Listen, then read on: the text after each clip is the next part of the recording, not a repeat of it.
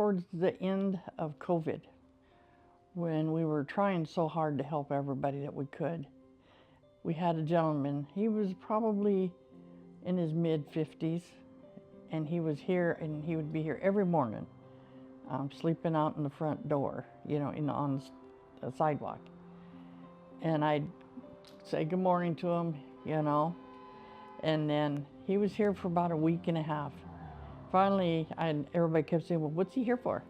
I said, I don't know. So I went out and I talked to him. I said, so can I ask you, what are you doing? And he goes, I have no place to go.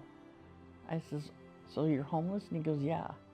I says, so if you could have one wish, what would it be? He goes, at this time in the world, he says, I wish I could go home. I says, home? Where's your home?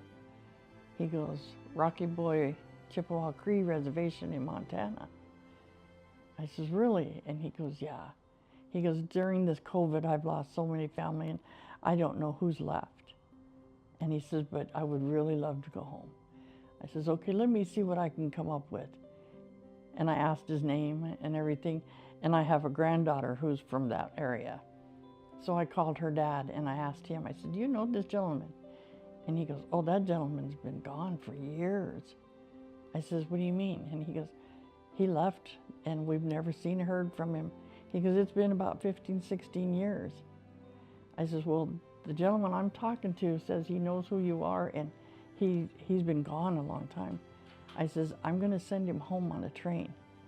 I says, he'll show up there at midnight in Havre. Can you be there? He goes, I'll be there. He goes, I'll get his family there. And he did. He went home. And my ex-son-in-law said, that family was so happy to see him. He says he didn't stay long, but he stayed at least 6 months, 8 months, but he got to have his family. And that, to me, that's what we do here. We really do help find that one person that you can help. And I think that was the best.